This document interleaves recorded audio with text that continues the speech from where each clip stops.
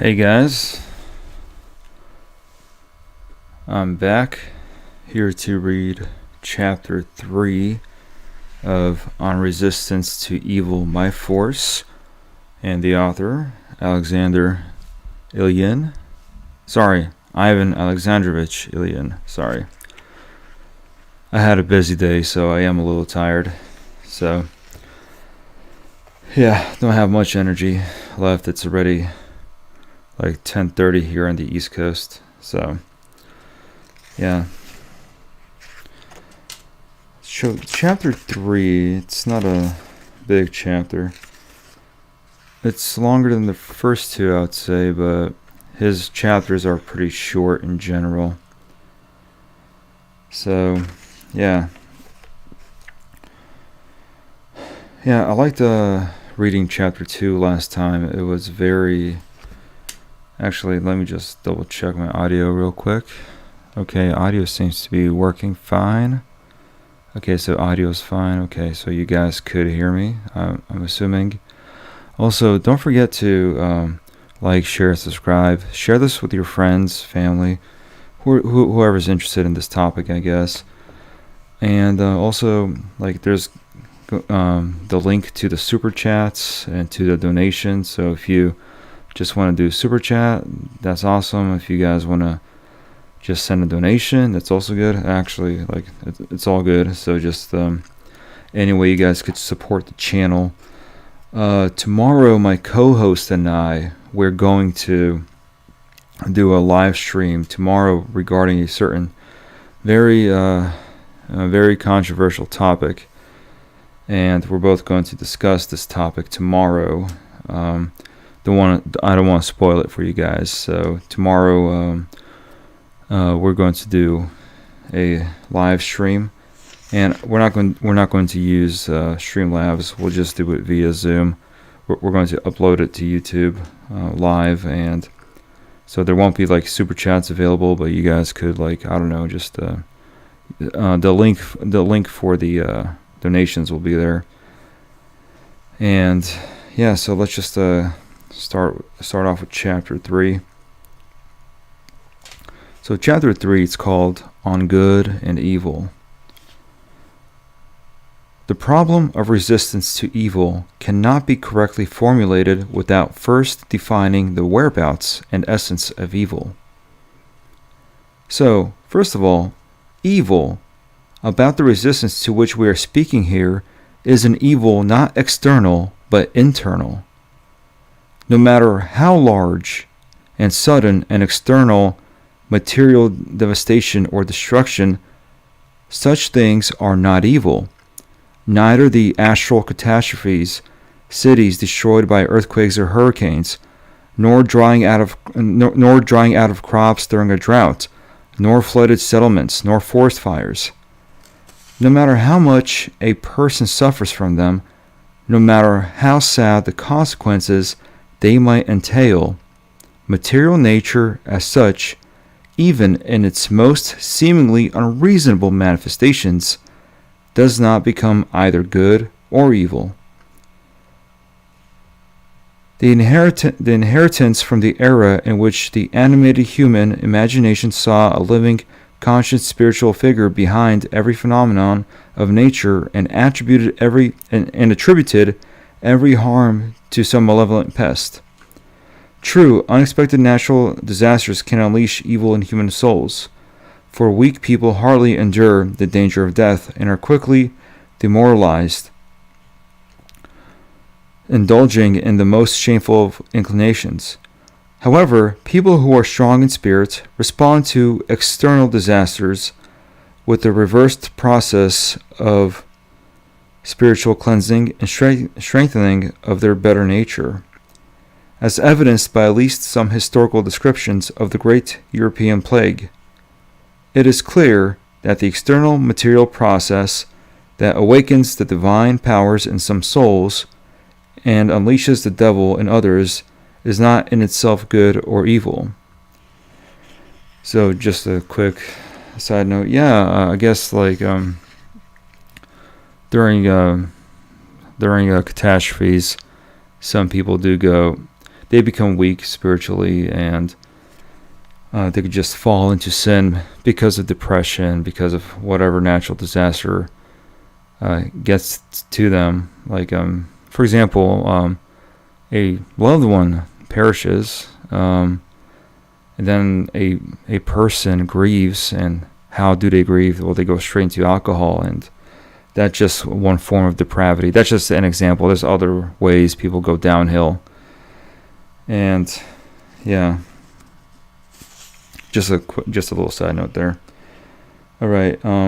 Evil begins where the person begins, and moreover, it is not in the human body in all its states and manifestations as such, but the human psychospiritual world. Interesting. I never heard of psychospiritual before. So I wonder if he's going to explain the meaning of psychospiritual. But this is interesting. So I'll read that again. Evil begins where the person begins, and moreover, it is not in the human body in all its states and manifestations as such, but the human psychospiritual world. This is the true residence of good and evil. No external state of the human body in itself, no external act of the person in itself, taken and discussed separately, detached from the psychospiritual state concealed behind it, or giving rise to it, can be either good or evil. Thus, bodily suffering can lead one person to an unnecessary malice and an animal coarsening, and the other to a cleansing love and spiritual perspicacity. I guess in layman's terms, if, like some people, when bad things happen, they just go downhill. And for others, like they just keep praying. And that's why it's very encouraging, no matter how dark your situation is in your life, it's good to just keep praying, keep praying to God. Read the Bible, read the church canons, read the church fathers, the saints, lives of the saints. Basically, just stay spiritually connected to God. I mean, I should do it. We should all do it. And sometimes, like I could get lazy about these things. Like we're all sinners. So like it's best to try to stay connected to the church, to God.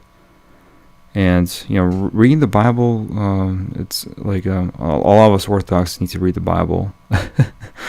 And we also need to read Lives of the Saints. I still have not even read like the life of my own saint. Very shameful of me, but yeah. But when we are in these states of suffering, it's good to also pray. Just keep praying.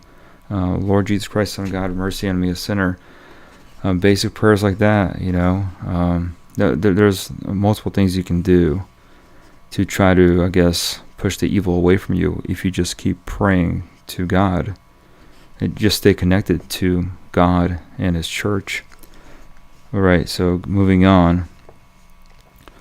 Okay, spiritual perspicacity. And it's understandable that having become the causative agents of evil, and having become the causative agents of evil for the first, and the impetus for goodness for the latter, the body does not become, nor is in itself good or evil.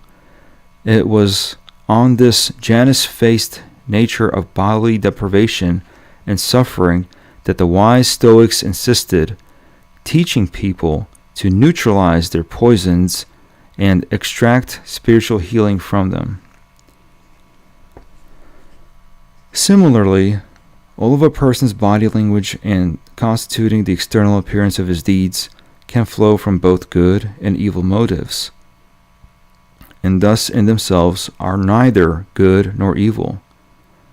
The most fierce expression on your face may not conceal evil feelings behind it. The most insulting discourtesy can stem from absent-mindedness caused by deep grief or scientific concentration. The most abrupt body by deep grief, The most abrupt body movements may be an involuntary reflex. The most offensive words may be pronounced on the stage or in delirium.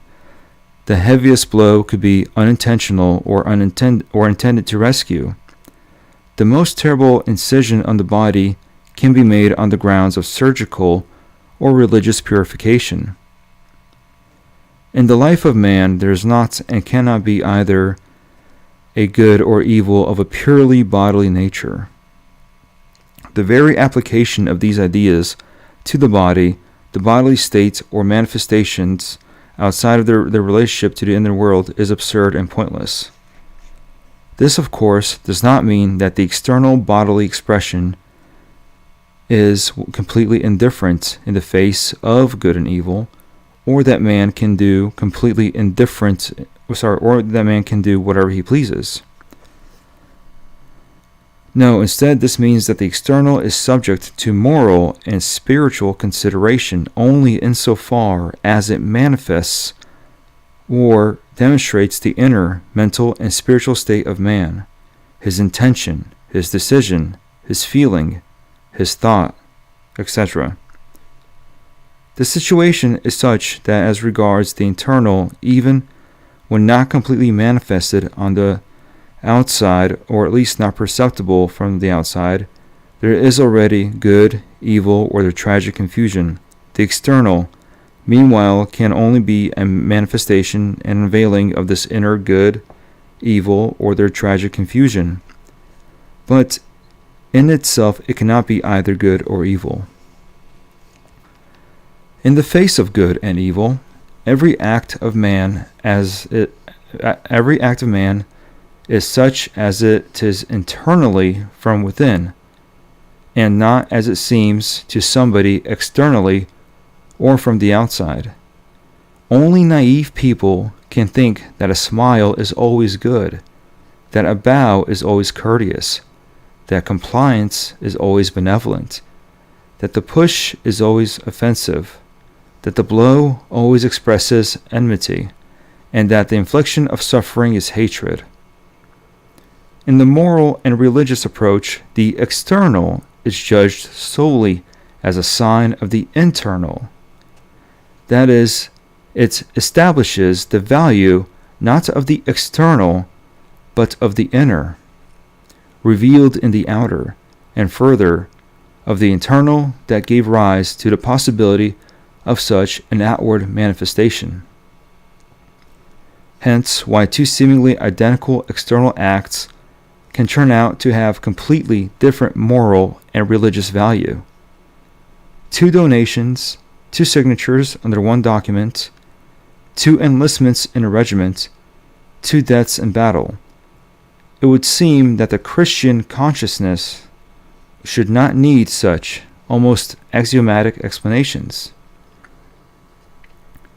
But if, therefore, the true whereabouts of good and evil is in the inner, psychospiritual world of man, it means that the struggle against evil and the overcoming of evil can and should be achieved precisely in internal efforts, and that transformation will be an internal achievement.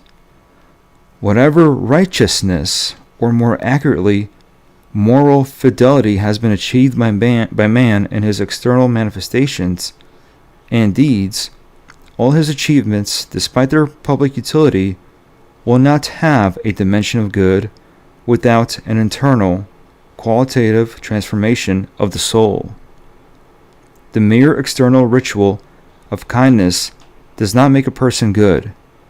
He remains a morally dead Pharisee, a miserable casket. So long as the depth of his personal passion does not partake with its roots in the ray of God's clarity, and responds to this ray with an integral acceptance in love, joy, and the resolution of death, no external correctness, restraint, or usefulness will grant him victory over evil. For the systematically unmanifested evil does not cease to live in the soul, and perhaps secretly owns it. And usually it even happens so that it imperceptibly seeps into all outwardly correct actions of a moral person and poisons them with the venom of ill will, envy, anger, revenge, and intrigue. Of course, the external influences coming from nature and from people, from the fragrance of the flower and the majesty of the mountains, and ending with the death of a friend and the example of the righteous, can pierce the dead soul with a ray of divine revelation. But the very transformation and final transfiguration has always been and will always be internal, contained in the spiritual process and state. To summon this amazing, mysterious meeting of personal, passionate depth with God's ray, and to consolidate it with the power of spiritual conviction and spiritual character in oneself, means fighting with evil in its very essence and overcoming it. Whoever wants to truly oppose and overcome evil, he must not only suppress its external manifestations and put an end to inner pressures, he must achieve such that the evil passion of his own soul from his own death, having been addressed, is seen, is checked, ignites, bursts into flames, is cleansed, purified, reborn, reincarnated, and has ceased to exist in its evil forms. The embattled is present in himself while addressing his personal Satan, a mysterious fire, his own, and at the same time more than his own, burns the eternal incorrigibility of his soul to the very bottom. And from within this darkness, from the last abyss, through the mouth of this abyss, and prayer of thanks and joy rises. The soul is healed, its entirety shines with light, and in a new way it turns to God, to people, and to the world. Such a state of the soul is attainable only on the inner paths of spiritualization and love. Good and evil in their essential contents are determined through the presence or absence of precisely these two combined attributes, love and spiritualization. Thus, a person is spiritual insofar as he voluntarily and of his own accord turns to objective perfection. I'm going to read that again. Thus, a person is spiritual insofar as he voluntarily and of his own accord turns to objective perfection. Needing him, looking for him, and loving him, measuring life and assessing life's contents by the measure of his true divinity. Truth, beauty, righteousness, love, heroism. However, the real strength and wholeness of spiritualization is acquired only when it is borne out by the fullness of a deep and sincere love for perfection and its living manifestations. Without a pleroma of the soul, I'm going to read that again, sorry guys, I am really tired.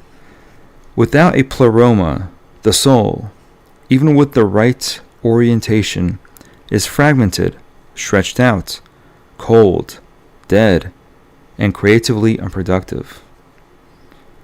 Man is loving, then, insofar as he is turned towards the life contented by the power of received unity, by that force which establishes a living identity between the acceptable and the unacceptable, increasing to limitlessness the volume and depth of the first, and communicating to the second a sense of forgiveness, reconciliation, dignity, power, and freedom.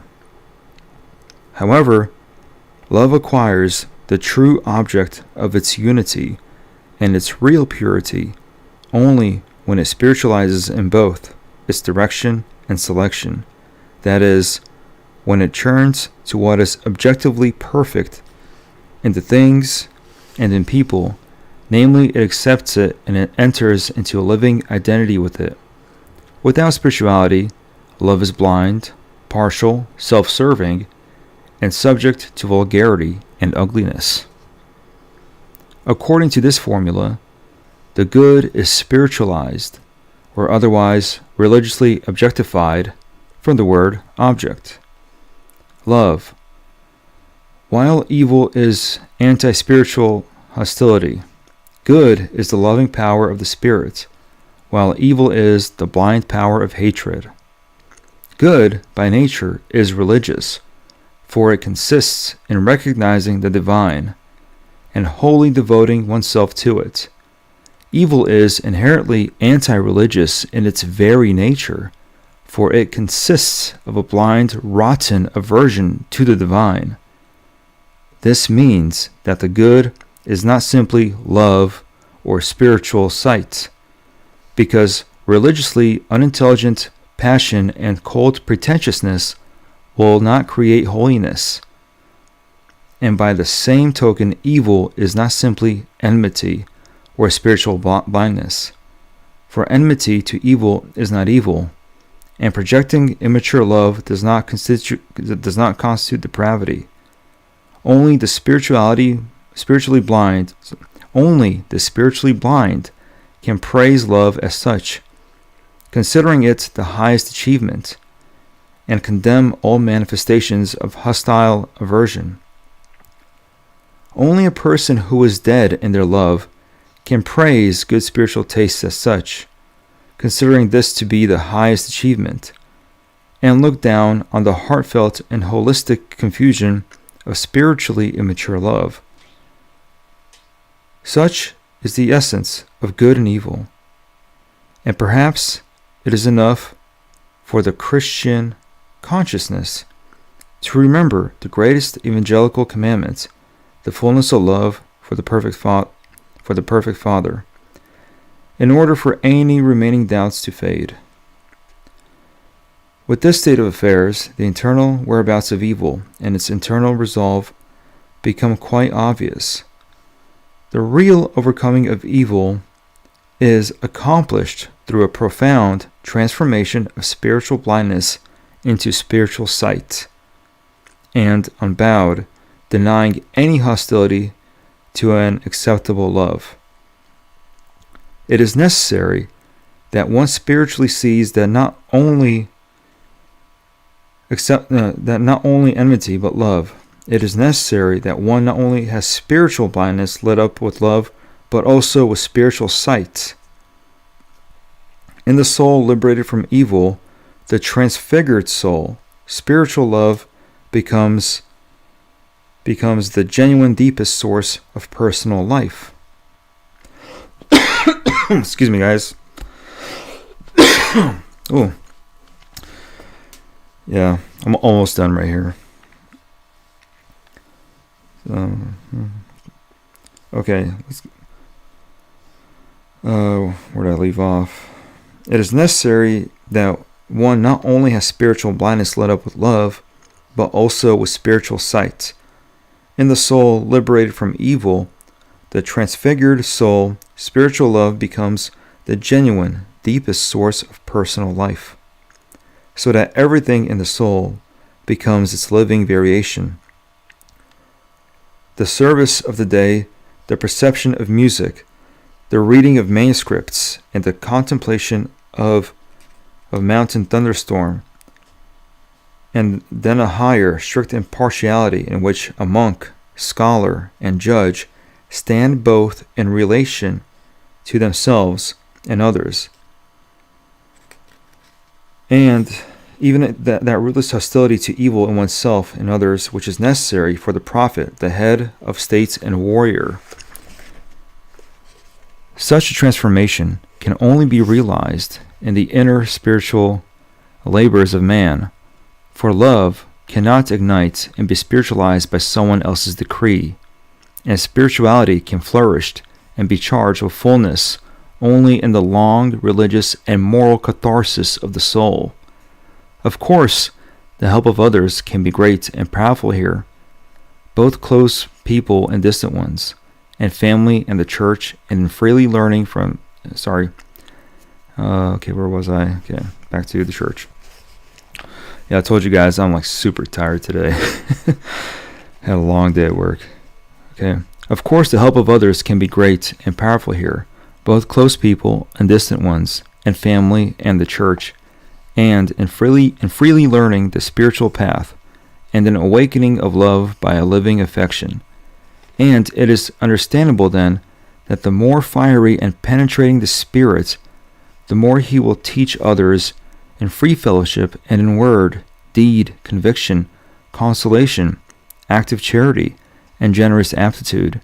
And the deeper and purer the helping love, the easier and more fruitfully is its fire transmitted to the soul of another which does not burn.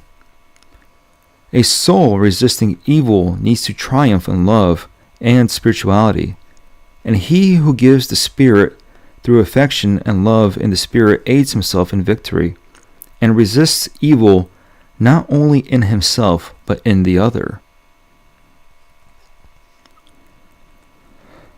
The transfiguration of evil can only be realized by that power, and the blind distortion of which evil precisely consists. Only the spiritually sighted love itself can take on this task and triumphantly resolve it to its end. Only she can find access to that abyss of blind embitterment and ungodly self-interest, from the depth of which treatment, purification, and rebirth must begin. And for the Christian consciousness here, it seems that there can be neither controversy nor doubt. So right here, when you're wondering who is she, I'm pretty sure he's talking about love, because Sophia, wisdom, is the mother of love, faith, and hope. So you have the mother, wisdom, and her three daughters, love, faith, and wisdom. Sorry, love, faith, and hope.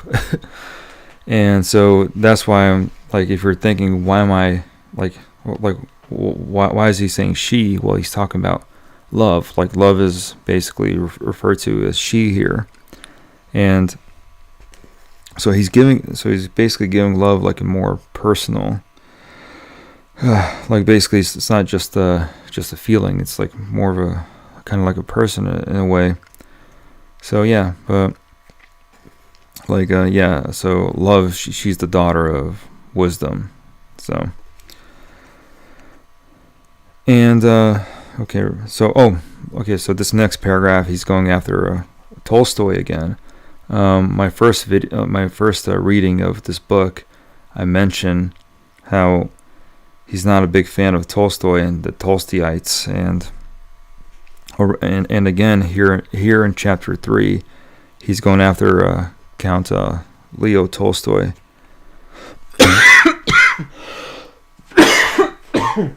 Oh, sorry guys. Yeah, I should drink some water before reading. Almost done anyway. And when the Count Leo Tolstoy and his adherents call for the inner overcoming of evil, for self-improvement, for love, when they insist on the necessity of a strict trial of themselves, on the need to distinguish between mankind and evil in it, on the incorrectness of the reduction of the whole struggle against evil to one external coercion, on the spiritual and moral advantage of persuasion.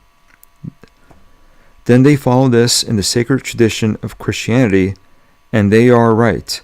The mysterious process of the flowering of good and the transfiguration of evil is carried out, of course, by love, not by coercion, and to resist evil follows out of love, from love and through love. But he who recognizes this on the grounds stated above, he is not only obliged to, but also cannot, in fact, accept the rest of their teaching, which fundamentally denies force as such. In fact, if spiritualized love has the ability to transform evil, does this mean that in general the glaring process of resistance to evildoing is completely helpless, purposeless, harmful, and disastrous? Is it possible to infer from the need for voluntary self-improvement, the need to provide for villains to voluntarily and without hindrance commit evil? If I'm obliged to initiate moral purification within me, does this mean that the evil has the right to live out evil and external atrocities? If mankind and the evil in it are not the same, then is it not possible to act on a person so that his influence is beneficially transmitted precisely to the evil that resides in him?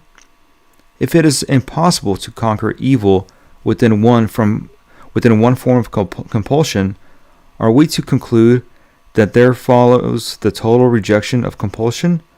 Does the more profound rule out the more elementary?